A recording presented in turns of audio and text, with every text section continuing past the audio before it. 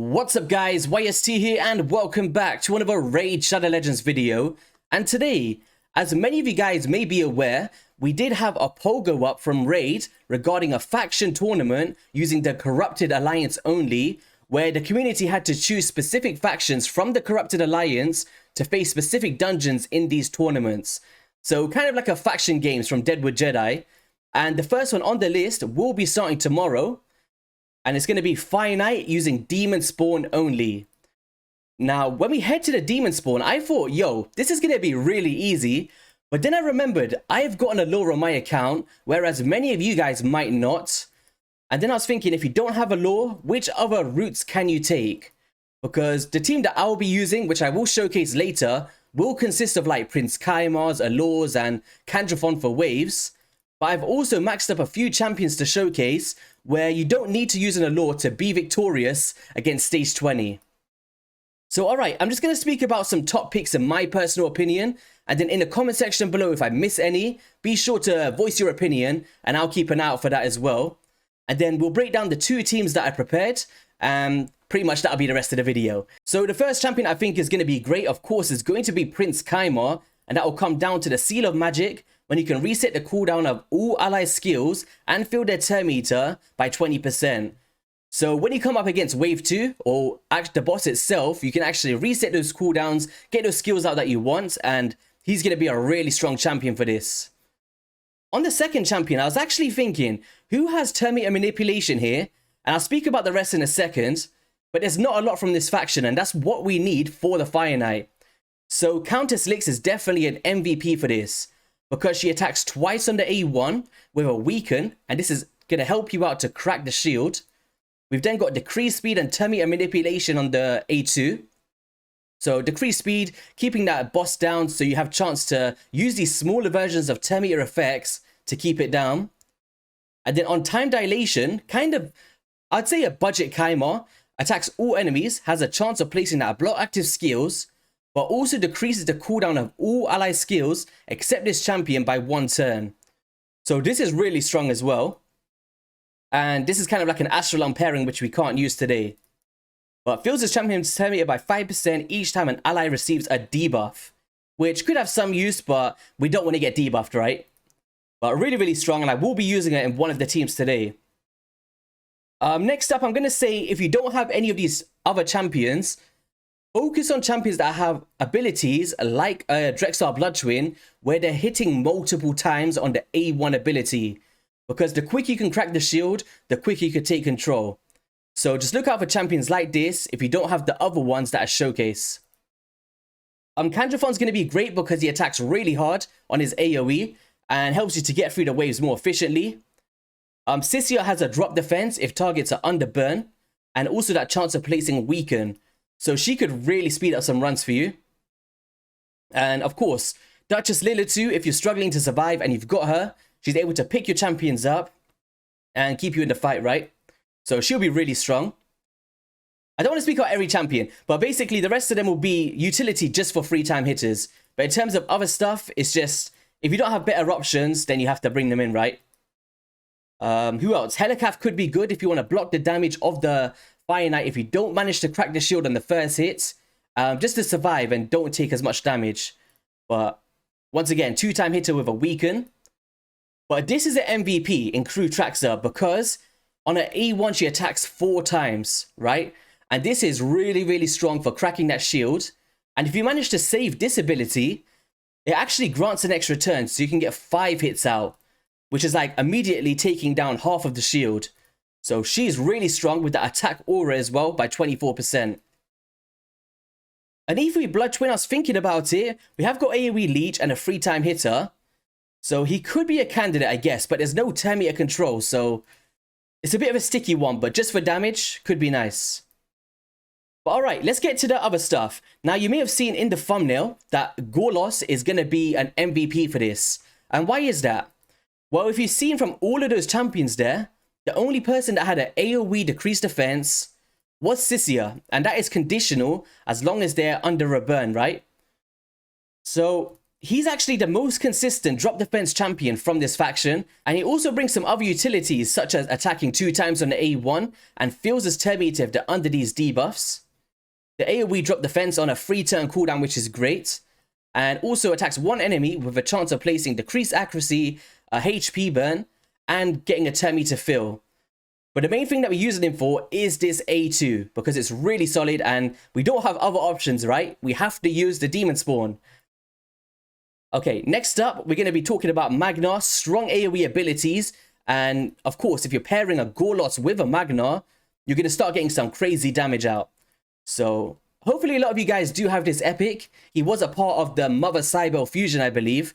And he's really strong for Arena. You can carry that same build into this stage 20 dungeon, and you should be fine with it. Now, one of the other MVPs. Listen, guys, if you don't have an Allure, all right, use Skimfoss if you've got him built, because I underestimated this dude horrifically. He is so strong. Now, what it comes down to, A1 2-time hitter with a chance of placing decreased speed, and the second it has a chance of decreasing turn meter. This is everything you want for a Fire Knight. And then on the A2 has an AoE decrease attack, so you can get some damage mitigation on the waves. And then if we have a look here, with the Clutch of Woe, transfers all debuffs from this champion to a target enemy. We don't really care about that, but steals 100% of the target's turn meter if this attack is critical. On a 3-turn cooldown. Guys, this is insane. Now, the way that I built him today is actually in Relentless. And this will enable you to steal the turn meter, right? As long as you've got 100% crit rate and you've got some accuracy. And then you'll be able to lead through another ability like an A1 to place the decreased speed. And then if the extra turn procs again, you can come round to this so many times that you don't even need an Allure. It's bonkers. So, and he's Void Affinity. So he's a nice champion to have on your account. And I feel like in places like the Dark Faith, for instance, he could be really strong there as well. Or just places in general where you need turn meter manipulation. So, he's great. I underestimated him. And of course, Allure with the A1 ability, 3-time hitter with a decreased turn meter. In terms of rares, I think the only one that I thought was a standout was a farmable champion in Diabolist, who has turn meter filling with the A3 and decreased turn meter with an increased speed on the A2. So it could be a nice filler champion. And then champions like Marquez if you just want to deal some damage, if you've got a build already. But alright, that's kind of my main picks, I guess. The rest of them would be if you don't have other options or you need a reviver, like a Dude Hungerer, then you have no choice but to bring them in. But if the rewards for this event is trash, you probably might not want to go for it anyway. But if there's some decent rewards and you see that not a lot of people in your bracket are participating in this, it could be a nice time to snipe 1st or 2nd place and fill up the rewards on the side. Now that the Morrigan fusion's coming to the end, I believe. So 2 days. So if you've got your Morrigan, you've got some spare energy, it could be a fun time to do some faction tournaments. But alright, talking out the way, if you guys do want to see more videos like these, be sure to hit that like and subscribe button, and I'll try and cover every single tournament in the same way that I do this one. So alright, this is team number 1 that I prepped for you guys, and this is on my main account, so I'm limited on resources. As you see, I've only got 2 million silver, and I had to max out a Countess Lix, a Gorlos, and a Skimfoss just for this video. Like, seriously. So, the stuff I go through for you guys. So we fully booked them, apart from Countess Lix. She's got a few books. And the kind of process here is the multi-hits like I explained earlier, decreased speed and turn meter, and the reduction of cooldowns. We're going to be dealing damage with Magnar, drop defense Gorlos, and Skimfoss for the abilities there. The way that we set this up is we don't really care about this, just whatever she wants to do. And you don't need a crew traxer here. Just put somebody who has multiple hits, and you should be completely fine. And then Countess Lix, we're just opening up with this and blocking this off. So then on wave 2, we can open up with time dilation, and then first priority this. And then we got this set up for wave 3. Magnar, just whatever we want. And Gorlos, we got of course, we're going to be prioritizing the drop defense. And then Skimfoss, we're blocking these off on wave 2. So then we've got this ready, but an opener on the A1 to crack the shield. So let's get right into it. Now, this team is actually pretty fast. As long as you get drop defense on everybody. There we go. We're opening up with that A1 there. Decrease attack for damage mitigation, and kaboom. And then we're just going to do some single target attacks, take them down. There we go. We've got some time dilation, and now all of our skills have a 1-turn reset for wave 2. So we should be able to get the drop defense out. Kaboom. Decrease speed going out. News coming through from Magna. And then we just have to get through these ones. It's actually really fast, and I was actually surprised with what we could take this with. I guess I'm cheating a little bit because I did the faction games, so kind of got a bit of experience in doing this fun stuff. But I really enjoyed doing it. So now we've cracked the shield. There's a decreased speed and turn meter. We got no accuracy on my Magna. We just built him for some damage. And there's a ceiling of turn meter, and now we're completely in control without an allure.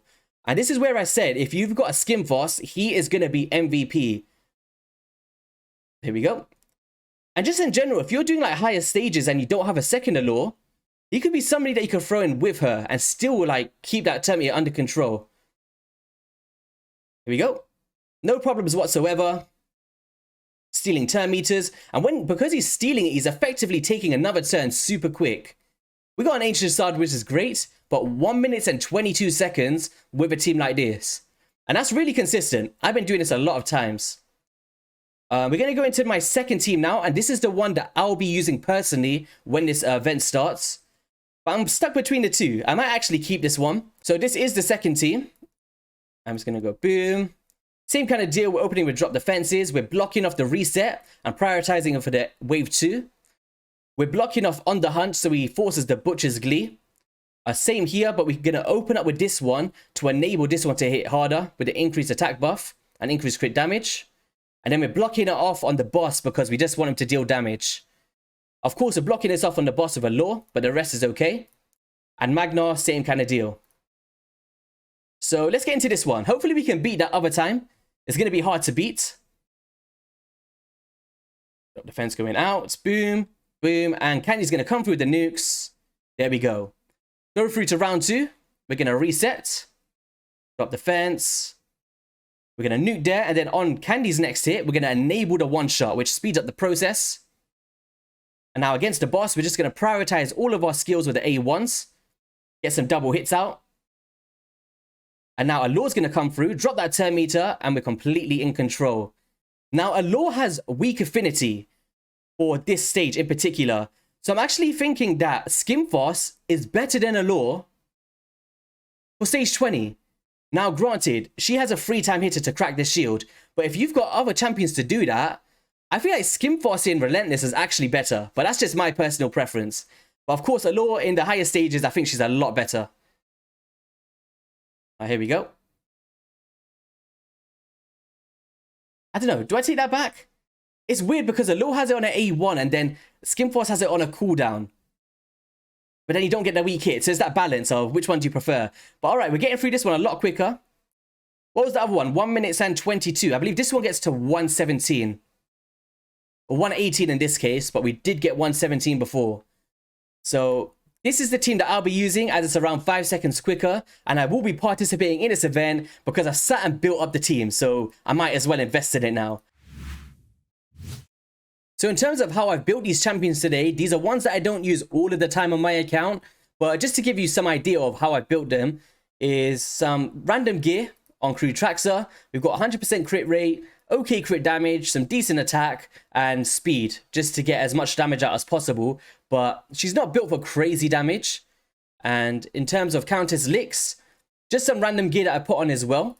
She's built relatively well at 215 speed, 100% crit rate, and 217% crit damage with nice accuracy and sustainability. And then on Skimfos, we've gone for that Relentless build, and he's going at 209 speed, 100% crit rate because we need that, and 200% crit damage and accuracy. Magna is in a Savage build, not the best in the world, 208% crit damage, 189 speed, high HP, and nice crit rate. Gorlos was in Perception. So we got 229 speed, 100% crit rate, and 140% crit damage. Kandrathon, not the best build as well. I don't use him a lot, but I've got him in Swift Parry. And he's got really high crit damage for this build because I have got a blessing on him at 295% and 6.1k attack. So he's probably one of the strongest builds from the bunch. And Prince Kaimar, just for PvP, 273 speed, crit rate and crit damage, whatever we can get. And then accuracy, mainly for arena. Allure is subjective. You don't need it this fast. Around 240 speed to 250 is a nice place to sit at. 100% crit rate and 286 accuracy. And that was pretty much the champions that I was showcasing today. In terms of masteries, I'll just quickly show you like this. So we've gone on to Helm Smasher. We could be going War Master, which could be an option.